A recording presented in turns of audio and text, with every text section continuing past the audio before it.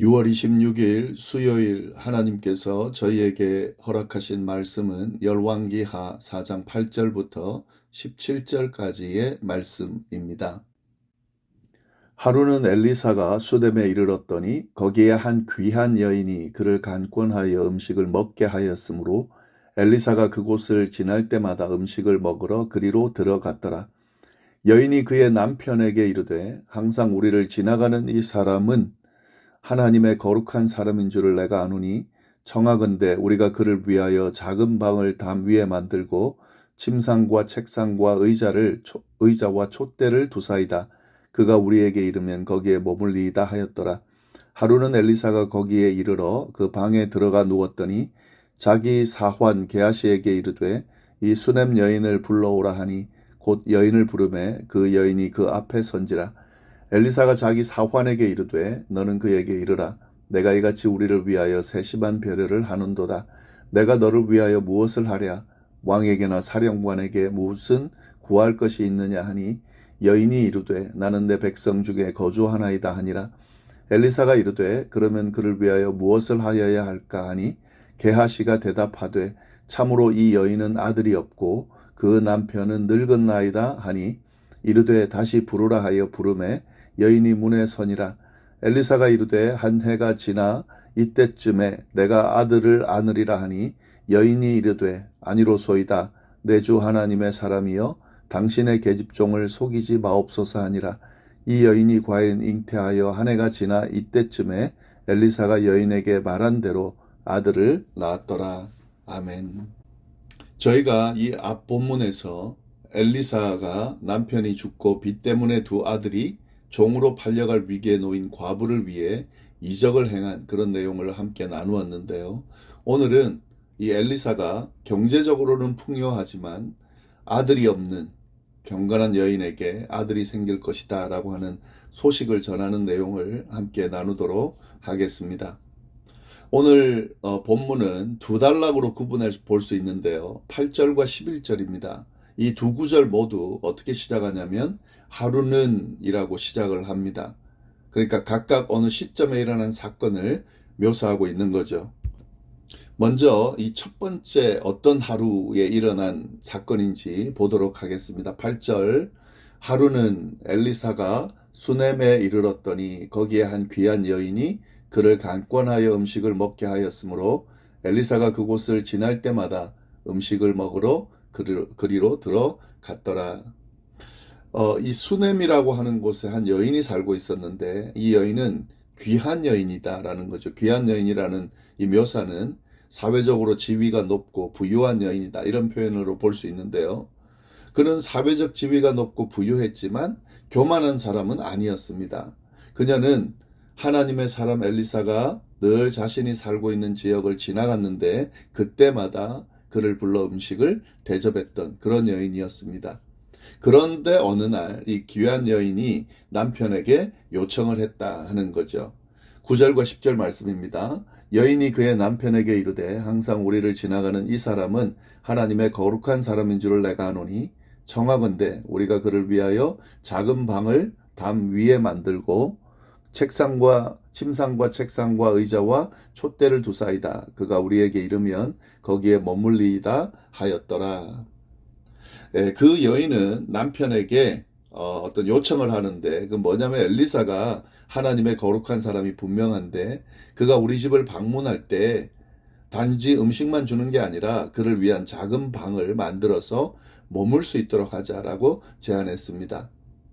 식사 대접하는 걸 넘어서 편하게 머물 수 있는 숙소까지 마련해 주려는 그런 마음인 거죠. 그리고 그 방에다가 침상, 책상, 의자, 촛대를 두어서 엘리사가 머물기에 불편하지 않도록 세심한 배려까지 지금 하려고 하는 그 여인의 모습을 볼 수가 있습니다. 이러한 이 여인의 이 배려는 사실 그 당시 분위기로는 뭐 어색한 게 아니었어요. 자연스러운 모습입니다. 왜냐하면 이 지나가는 나그네를 대접하는 것이 일반적인 분위기였고요.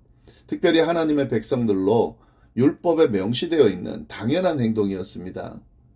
그래서 이 여인이 나그네를 대접하는 그런 율법을 잘 지키는 그런 여인이었고 그리고 겸손한 모습으로 나그네를 대접하는 그런 여인이었다는 건데, 여기에서 특별히 지금 이 여인은 나그네를 대접하는 것에 머무는 것이 아니라 그 이상의 모습을 보여주고 있는 거죠. 왜냐하면 엘리사가 하나님의 사람이라는 것을 알고 있었다는 거죠. 그래서 특별히 그를 더 극진히 대접하고 있는 겁니다.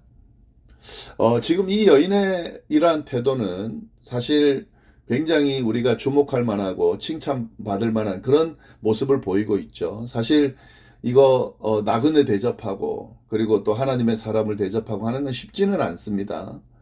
보통 이렇게 높고 부유한 위치에 놓여 있게 되면 교만한 모습을 보이게 될 수가 있죠. 그리고 나그네 돌아보는 게 그렇게 쉬운 행동은 아닙니다. 보통 목이 뻣뻣하고 교만해질 수 있는 모습으로, 교만한 모습으로 그렇게 사람들을 대할 수가 있는데, 그런데 이 여인은 그렇지가 않았다 하는 거죠. 자신이 그런 어떤 귀한 위치에 있는 여인이었음에도 불구하고 나그네를 돌아볼 줄 아는, 특별히 또 하나님의 사람을 돌아볼 줄 아는 그런 여인이었다 하는 거죠. 이란 이 여인의 태도는 그가 좋은 성품을 갖고 있는 것이기도 하지만 사실은 그 여인이 하나님을 어떻게 섬기는지도 잘 드러내주고 있는 그런 모습이다라고 볼 수가 있습니다. 이 나그네를 대접하는 것, 이거 하나님의 율법을 잘 지키는 그런 모습이기도 하고요.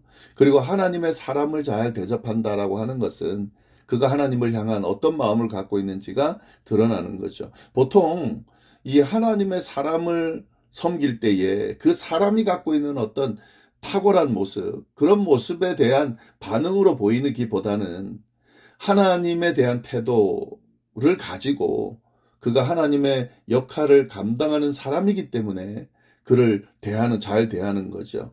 하나님을 섬기는 마음으로 하나님의 사명을 맡은 하나님의 사람을 섬기고 있는 겁니다. 보통 이 교회 안에서도 마찬가지입니다. 이 교인들이 목회자들을 이렇게 잘 섬길 때에 그런 섬기는 사람들이 있거든요. 그런 분들의 어떤 모습을 보면 사실 목회자에 대한 그런 인간적인 어떤 모습에 대한 그런 그 반응이 아니거든요. 그렇게 하는 분도 있습니다. 세상적으로. 그러나 그거는 제대로 된 모습은 아니죠. 목회자를 잘 대하고 목회자를 잘 섬기는 그 마음 안에는 그가 하나님의 어떤 귀한 사명을 맡은 자라고 하는 그런 모습, 그런 것에 대한 인정 때문에 잘 대하는 거죠. 어떤 사람들은 그렇게 생각합니다. 뭐 목사가 뭐 특별한 게 있다고 뭐 이렇게 특별히 대접을 받아야 되나? 그 맞습니다. 목회자나 일반 평신도나 다 똑같아요. 특별한 게 아니죠. 하나님 앞에서는 다 똑같습니다. 그러나 그가 하나님의 특별한 어떤 역할을 맡았다는 것에 대해서 좀 귀하게 봐주는 거죠. 그 사람이 귀하다는 게 아니라요.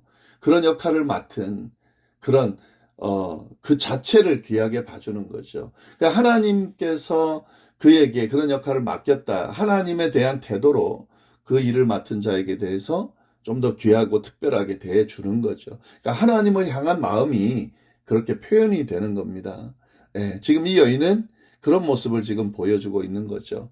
하나님의 사람으로서 하나님의 역할을 감당하는 그를 바라보면서 하나님을 섬기는 마음으로 그를 극진히 대접하고 있는 거죠. 하나님께서는 이런 모습을 아주 기뻐하시고 칭찬하시죠. 왜냐하면 그 모습을 통해서 당신을 향한 그의 마음을 발견할 수 있기 때문에 그렇습니다.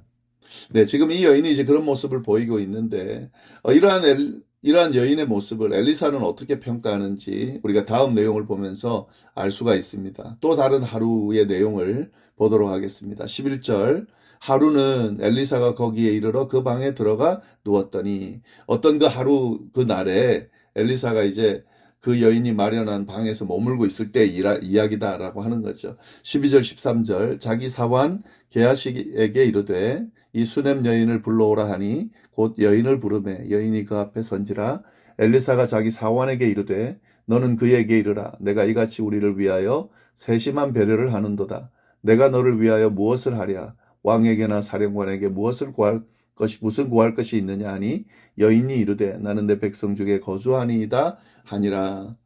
이 엘리사가 이제 그 여인의 방에 여인이 준비해 놓은 그 방에 누워 있다가 그를 돕는 사환 게하시에게 이 수냄 여인을 불러오라라고 지시를 하는 내용이죠.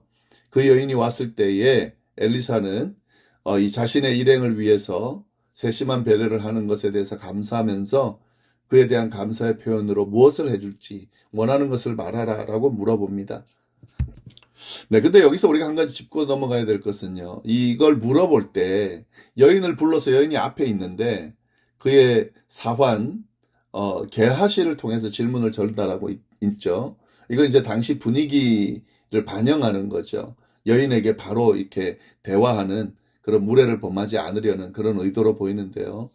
네, 어찌됐든 이 여인은 엘리사의 그 말에 뭐라고 대답을 합니까? 나는 내 백성 중에 거주하나이다. 이렇게 대답을 합니다. 예, 이걸로는 좀 의미가 잘 전달이 안 되는데요. 세번역으로 보면 이렇게 표현된 겁니다. 이거는 저는 제 백성들 가운데서 살아가는데 어려움이 없습니다. 그러니까 자기는 남부럽지 않게 잘 살고 있다는 거죠. 이 말은 필요한 게 없다는 거예요.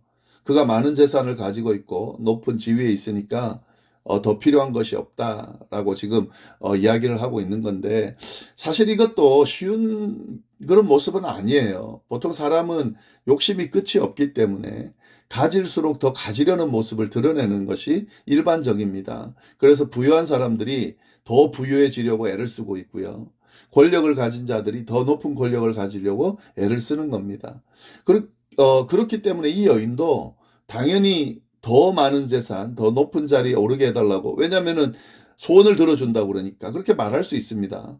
근데 이 여인은 그런 여인이 아니었던 거예요. 자신의 상황을 만족할 줄 아는 여인이었기 때문에 더 필요한 것이 없다라고 지금 대답하고 있는 거죠. 참 귀한 여인이라는 것을 우리가 말씀을 보면서 알 수가 있는데요. 엘리사가 이제 필요한 것이 없다라고 말하는 그 여인을 이야기를 듣고 그래도 뭐 해줄 게 있을까라고 고민했던 것 같아요. 그래서 사환 게하시에게 물어봅니다. 14절 말씀. 엘리사가 이르되 그러면 그를 위하여 무엇을 하여야 할까 하니 게하시가 대답하되 참으로 이 여인은 아들이 없고 그 남편은 늙었나이다 하니 엘리사의 이 질문에 이제 게하시가 대답을 하죠. 그 여인은 아들이 없다라고 이야기를 해줍니다. 그리고 아들이 없을 뿐만 아니라 남편은 늙었기 때문에 앞으로도 아들을 가질 수 없는 그런 상황입니다. 라고 이야기해 줍니다. 이 말을 들은 엘리사가 그 여인을 이제 부르죠. 15절 16절입니다. 이르되 다시 부르라 하여 부르매 여인이 문에 서니라. 엘리사가 이르되 한 해가 지나 이때쯤에 내가 아들을 안으리라 하니 여인이 이르되 아니로소이다. 내 주 하나님의 사람이여 당신의 계집종을 속이지 마옵소서 하니라. 예, 여인이 왔을 때 엘리사가 그녀에게 뭐라고 이야기합니까? 내년 이맘때쯤에 아들을 가지게 될 거다라고 말을 해줍니다. 다른 필요한 것이 없다고 겸손하고도 만족해하면서 그렇게 대답하는 그녀에게 가장 사실은 필요한 아들을 주겠다라고 지금 이야기를 하고 있는 거죠. 물론 엘리사가 주는 건 아니죠. 하나님의 사람으로서 하나님께 요청해서 이런 기적적이 일어난 일이 있도록 하겠다라는 그런 의미입니다. 이 여인은 엘리사의 말을 사실 믿지를 못하죠. 그래서 뭐라고 대답을 합니까? 예, 아니로소이다 이렇게 대답하죠. 내 주 하나님의 사람이여 당신의 계집종을 속이지 마옵소서. 예, 이게 믿을 수 없다는 거예요. 거짓말이라는 거죠. 근데 엘리사는 속이는 게 아니었죠. 17절 말씀입니다. 여인이 과연 잉태하여 한 해가 지나 이때쯤에 엘리사가 여인에게 말한 대로 아들을 낳았더라. 엘리사가 말한 대로 그때에 정말 그 여인에게 아들이 주어졌다 하는 거죠. 네, 우리 다음에 내용도 있습니다. 이 아들이 죽고 하는 그런 내용도 있는데 그 내일 보고요. 오늘 본문을 보면 이 나그네를 극진히 대접하는 이 여인, 하나님의 사람을 세심하고 정성껏 대접하는 이 여인, 교만하지 않고 자신의 삶에 만족하며 사는 그 여인을 하나님께서 참 귀하게 보신다. 그래서 더 넘치는 은혜와 축복으로 채워주신다라는 사실을 말씀을 통해서 우리가 볼 수가 있습니다. 이거는 수냄 여인에게만 적용되는 게 아니죠. 동일한 모습으로 살아가는 모든 하나님의 백성들에게 동일한 은혜가 주어진다는 사실을 오늘 말씀 이야기하고 있죠. 그리고 이 오늘 말씀을 통해서 이 엘리사가 하는 사역의 그 범위가 어떤지를 우리가 볼 수가 있죠. 남편을 잃은 가난한 과부도 도우시지만 높은 지위와 경제적인 부를 가지고 있는 사람의 필요도 채우신다는 것을, 돕는다는 것을 알 수가 있습니다. 그러니까 이게 지금 가난하냐 부하냐 이게 문제가 아니라요. 하나님 앞에서 거룩하고 겸손하게 살아가는 사람들을 하나님께서는 늘 붙드시고 인도하시고 도우신다라는 사실을 말씀을 통해서 우리가 알 수가 있습니다. 네, 기도하겠습니다. 하나님 아버지 감사합니다. 귀한 말씀 주시고 이 말씀 가지고 오늘 하루를 시작하게 하시니 감사합니다.